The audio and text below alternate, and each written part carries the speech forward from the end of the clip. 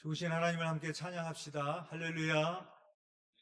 오늘도 하나님께 소망을 두며 예배하시는 여러분들을 사랑하고 축복합니다. 카피라이터 정철의 사람 사전에 나오는 한 구절입니다. 작은 그늘은 그림자라고 부른다. 강아지 그림자, 전봇대 그림자. 그러나 사람이 들어가 태양을 피할 수 있는 크기가 되면 그때는 그늘이라고 부른다. 햇빛이 비치면 그림자와 그늘이 생기기 마련입니다. 그림자와 그늘의 차이는 뭘까요? 사람이 들어가 태양을 피할 수 있는 크기가 되면 그땐 그늘이라고 부릅니다. 그림자는 나만 따라다닙니다. 다른 사람에게는 하나 관심 없이 자기 욕심만 쫓아가는 사람은 그림자를 닮았습니다. 그러나 다른 사람들에게 쉼과 안식을 주는 사람은 그늘 같은 인생입니다. 그림자는 일반적으로 부정적인 의미로 많이 쓰입니다. 전쟁의 그림자가 다가온다. 행복의 미소 뒤에 깊은 그림자가 들이었다. 성경에서도 그림자는 부정적인 의미로 자주 사용이 됩니다. 시편 144편 4절 말씀입니다. 사람은 헛것 같고 그의 날은 지나가는 그림자 같으니이다. 전도서 6장 12절 말씀입니다. 헛된 생명의 모든 날을 그림자같이 보내는 일평생에 사람에게 무엇이 낙인지를 누가 알며. 여기서 그림자는 이 세상의 삶과 재물이 일시적이고 덧없음을 상징합니다.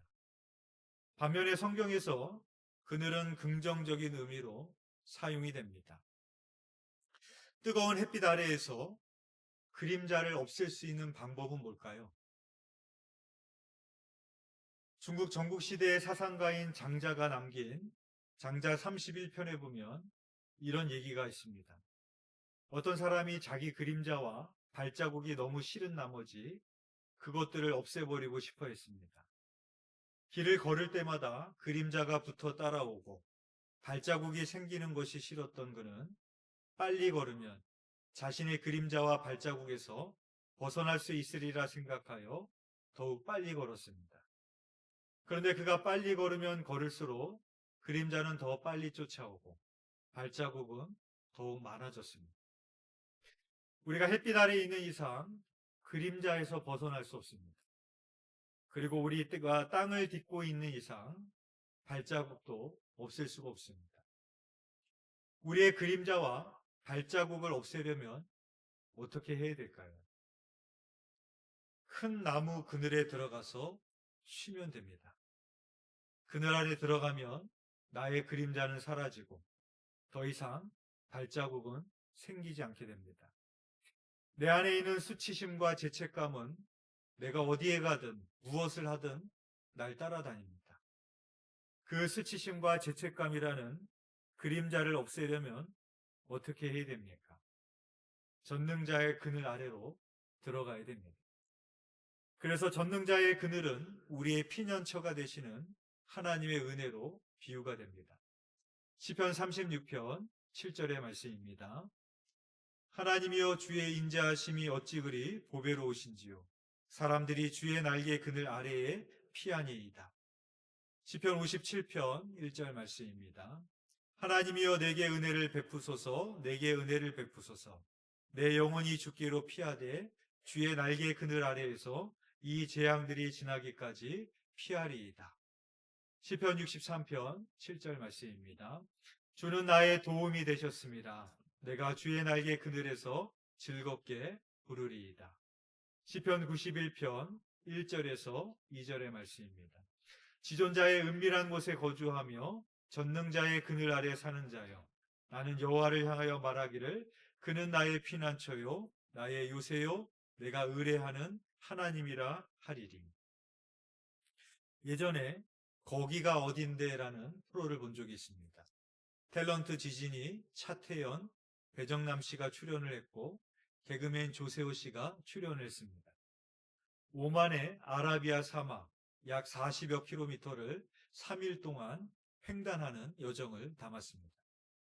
출연지들은 처음에는 여유로워 보았지만 횡단 첫째 날부터 출연진과 제작진들은 출발한 지 얼마 안 돼서 발이 푹푹 빠지는 모래 위를 걸으며 발에 물집이 잡히고 사막의 뜨거운 태양, 평균 40도에서 50도를 넘어가는 고온의 온도에서 열사병에 걸리고 탈진하기 시작을 했습니다.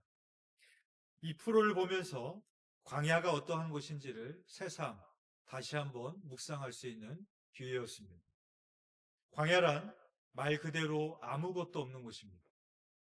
동물과 식물이 거의 존재하지 않는 곳이고, 간혹 나무들이나 생명체들이 나타날 뿐 돌과 모래밖에 보이지 않습니다. 그래서 광야는 장렬하는 태양을 피할 수 없는 곳입니다. 우리는 그늘에 대한 중요성을 잘 모르고 살아가지만 광야에서 그늘은 절대적입니다. 그늘을 안내하는 사막의 유목민족인 베두인이 사막을 횡단할 수 있는 유일한 방법을 안내해 줍니다. 그것은 드문드문 나타나는 나무를 볼 때마다 그 나무를 기점으로 나무의 그늘 아래에서 쉬어가라라는 것입니다. 뜨거운 사막이지만 신기하게도 나무 아래의 그늘로 들어가면 나무의 그늘 안과 그늘 밖의 온도 차이가 6도 정도가 났습니다.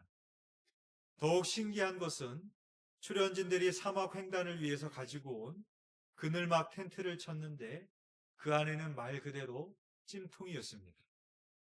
나무의 그늘과 그늘막 텐트의 차이는 무엇일까요? 나무는 증산작용을 합니다. 증산작용의 원리는 나무의 물이 기공을 통해 빠져나올 때 주위의 열을 빼앗아갑니다.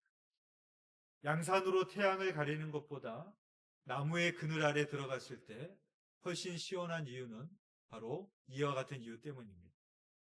그늘막 텐트는 그늘을 만들어주지만 나무의 그늘을 따라갈 수가 없습니다.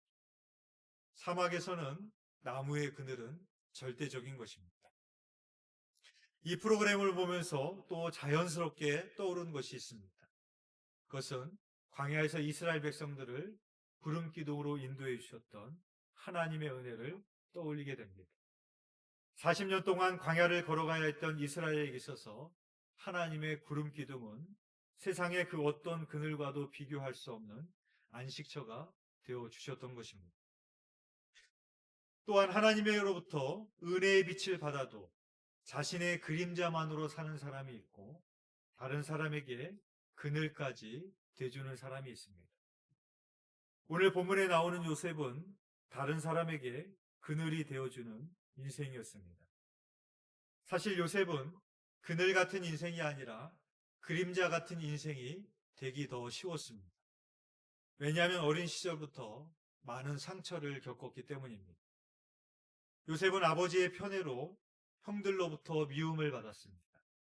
그리고 16살에 형들에게 버림을 받고 노예로 팔렸습니다. 보디발의 집에서 충성을 다했음에도 불구하고 보디발의 아내의 모함으로 인해서 누명을 쓰고 감옥에 갇혔습니다. 감옥에서 쓸 맡은 관원장의 꿈을 해석해 주면서 전직을 회복하게 되면 자신을 기억해 달라고 했지만 쓸 맡은 관원장은 까맣게 요셉을 잊고 살았고 요셉은 긴 세월 동안 옥살이를 해야만 됐습니다. 이 모든 상황은 요셉을 그림자 같은 인생으로 만들기 충분했습니다. 요셉이 원망과 분노, 좌절 속에 살았다면 그림자처럼 어두운 인생을 살았을 것입니다. 또한 자신만의 아픔과 상처에 갇혀서 다른 이들을 힘들게 할 수도 있었을 것입니다. 그러나 요셉은 고난의 순간에도 항상 하나님을 바라봤습니다. 오늘 본문은 야곱의 아들 중에 요셉을 향한 축복의 예언에 대한 내용입니다. 오늘 본문 창세기 42장 22절 말씀 우리 다시 한번 읽어보겠습니다. 시작. 요셉은 무성한 가지 곧 샘곁에 무성한 가지라 그 가지가 담을 넘었도다. 요셉의 무성한 가지가 담을 넘었다라고 말씀하고 있습니다. 요셉은 어떠한 담을 넘었을까? 첫 번째로 요셉은 절망과 시련이라는 담을 넘었습니다.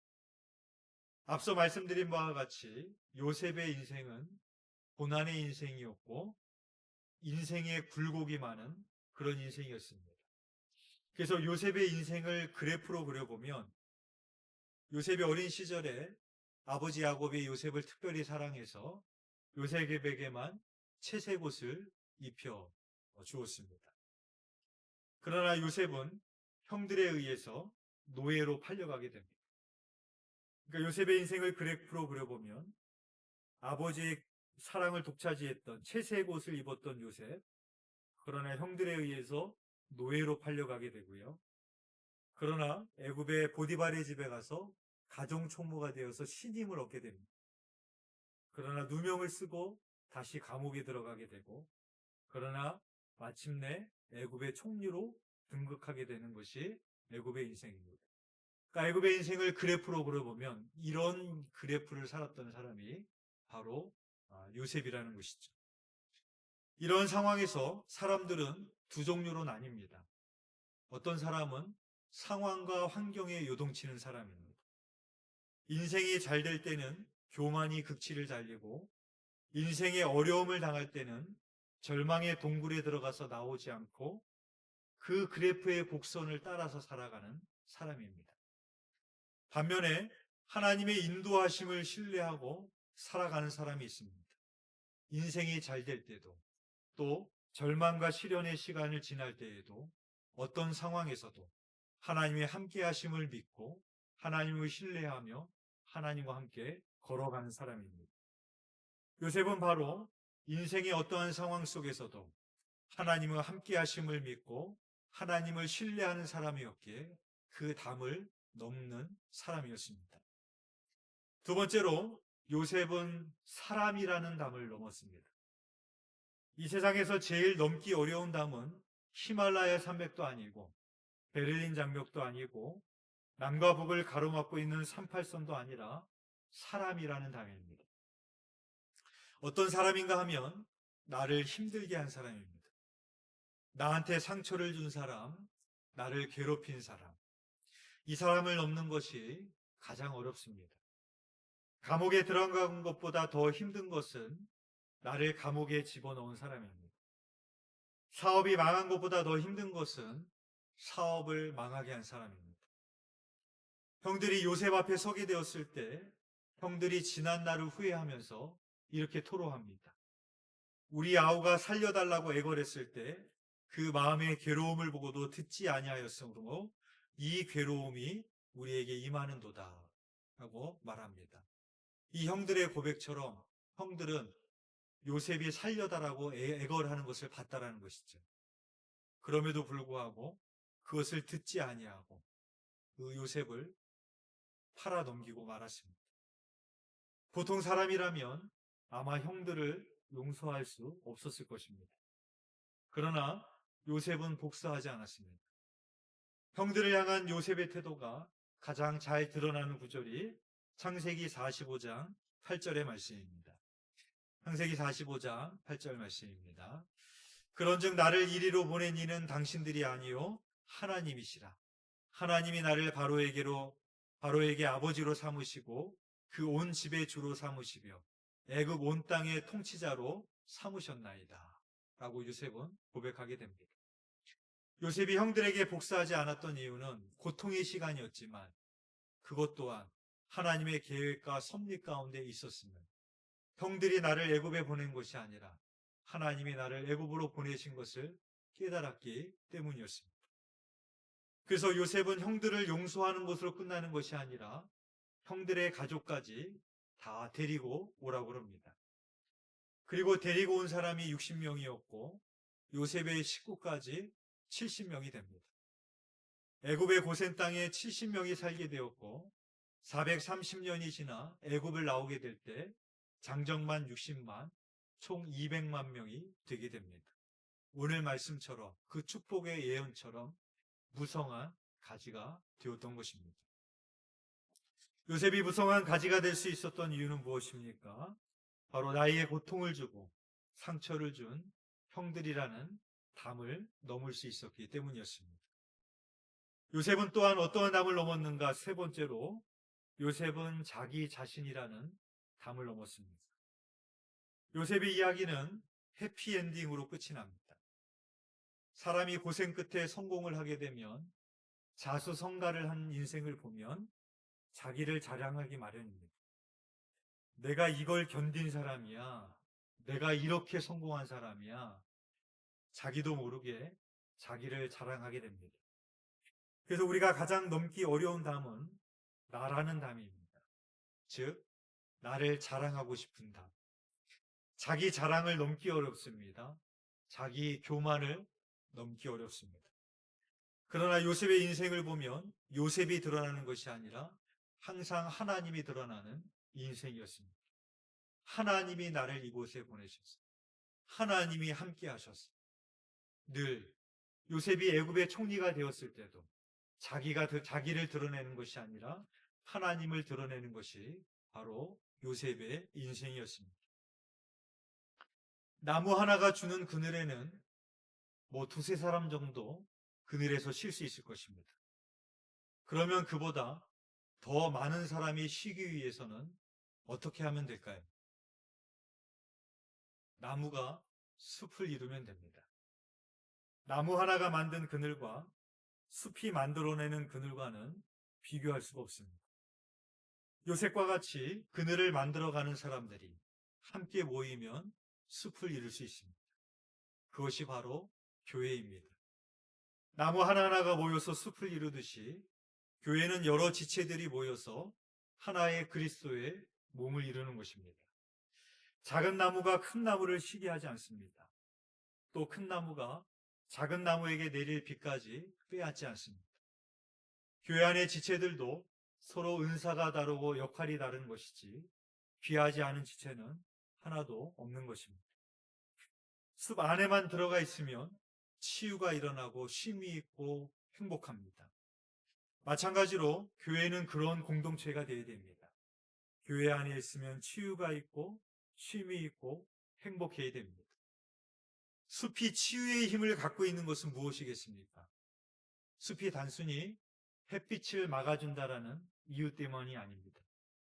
숲에는 나무들이 내뿜고 있는 산소와 피톤치드가 있습니다. 마찬가지로 교회 안의 치유의 구원은 무엇이겠습니까? 바로 복음입니다. 교회 안의 모든 성도들이 복음을 내뿜고 예수의 향기를 바라고 사랑의 향기가 진동하고, 그래서 교회 안에 들어와만 있어도 복음을 들이마시고 복음의 향기를 맡을 수 있고 사랑의 향기를 맡을 수 있어야 됩니다. 또한 숲에는 새들이나 다른 생명체들이 와서 깃들기 마련입니다. 예수님께서 천국에 대한 비유를 말씀하시면서 겨자씨 비유에 대해서 말씀을 하십니다. 누가복음 13장 18절에서 19절 말씀입니다. 그러므로 예수께서 이르시되 하나님의 나라가 무엇과 같을까? 내가 무엇으로 비교할까? 마치 사람이 자기 채소밭에 갖다 심은 겨자씨 한 알과 같으니 자라 나무가 되어 공중의 새들이 그 가지에 깃들였느니라. 교회는 세상에서 약한 자, 소외된 자, 병든 자, 세상에 무거운 짐진 자, 그 어떤 사람도 교회에 와서 존중을 받고 사랑을 받을 수 있는 숲과 같은 공동체가 되어야 됩니다. 바라기는 우리 두드림교회가 복음의 향기를 바라며 예수의 향기를 바라고 복음을 내뿜고 사랑의 향기가 진동하는 숲과 같은 공동체가 되기를 간절히 소망합니다. 세상에서 가장 큰 그늘이 있습니다. 어떤 그늘일까요? 바로 십자가의 그늘입니다.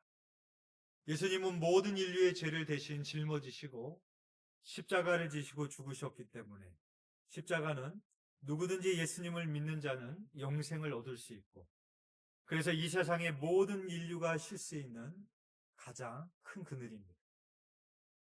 사랑하는 교회 여러분, 추석이 좋은 이유는 뭘까요?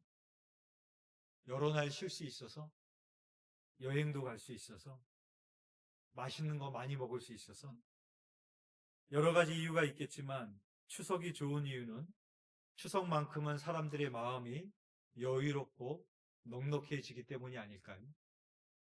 바라기는 요셉과 같이 담을 넘는 무성한 가지가 되셔서 이웃에게 그늘과 열매까지도 주시는 그런 넉넉한 그늘과 같은 인생이 되시기를 주님의 이름으로 축원드립니다. 기도드리겠습니다. 사랑하는 가 풍성하신 하나님 아버지, 민족의 명절 추석을 맞이하여 우리는 어린아이로부터 노년에 이르기까지 하나님 앞에 예배하게 하시니 감사를 드립니다. 하나님, 우리에게 오늘 주신 말씀처럼 우리의 인생이 그저 나의 개인의 욕심과 욕망만을 쫓아가는 그림자 같은 인생이 되지 않게 하여 주시옵시고, 요셉과 같이 샘 곁에 무성한 가지가 되어 담을 넘어 이웃들에게 힘과 그늘과 열매까지도 줄 수 있는 복된 인생이 되게 하여 주옵소서.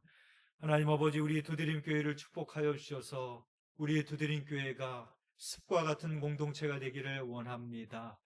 복음의 향기를 바라는 교회 되게 하시고 치유의 능력이 있는 교회 되게 하여 주셔서 참으로 세상에 지쳐 있고 낙심한 영혼, 외로운 영혼들, 어떠한 영혼들도 이곳에 들어왔을 때 그 복음의 향기를 맡으며 예수 그리스도의 향기를 맡으며 사랑의 향기가 진동하는 이 공동체 안에서 쉼과 안식과 회복을 누릴 수 있는 우리 두드림 공동체가 될 수 있도록 인도하여 주옵소서. 하나님, 추석 명절을 맞이하여서 넉넉하고 여유로운 그런 또 연휴를 보내게 됩니다. 우리 사랑하는 교우들, 또 사랑하는 가족들과 자녀들과 함께 모일 때 또 하나님이 주시는 쉼과 안식을 얻는 귀한 복된 명절 될 수 있도록 주님 인도하여 주옵소서. 감사를 드리오며 예수 그리스도의 이름으로 기도드렸사옵나이다. 아멘.